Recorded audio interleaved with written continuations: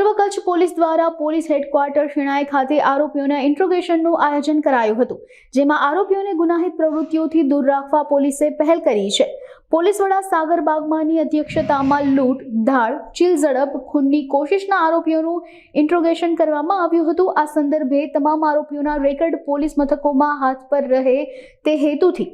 ડોઝિયર્સ form ભરાવવામાં આવ્યા હતા। આ સામૂહિક ઇન્ટ્રોગેશનના કાર્યક્રમમાં ચીલ ઝડપના 170, હત્યાની કોશિશના 193, લૂંટ અને ધાડના 22 એમ કુલ 385 આરોપીઓ હાજર રહ્યા હતા। આજે પૂર્વ કચ્છ જિલ્લા પોલીસ દ્વારા જે લોકો ખૂનની કોશિશ, લૂંટ, ધાડ અથવા તો કોઈ પણ ભારે ગુના સાથે જે સંકળાયેલા હોય જિલ્લાના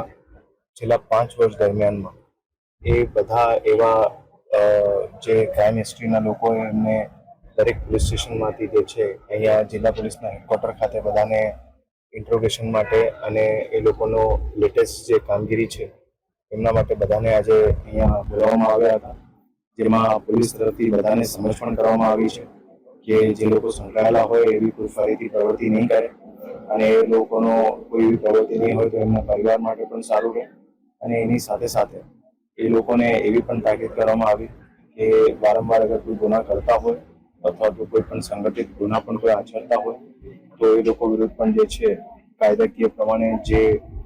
પ્રોવિઝન્સ હોય એ અનુસંધાને પણ કાર્ય કરવામાં આવશે। અને અગર કોઈ રિપીટેડ ઓફેન્ડર્સ પણ હોય તો એમની જે જૂની ગુનાહિત ઇતિહાસ જોઈને જે જામીન રદ કરાવવાની પણ જે પ્રોસેસ હોય, જેમ અમુક આરોપીઓને એવી પ્રોસેસ પણ ચાલુ થઈ ગઈ અને નામદાર કોર્ટ તરફથી એના પોઝિટિવ રિઝલ્ટ પણ મળ્યા છે,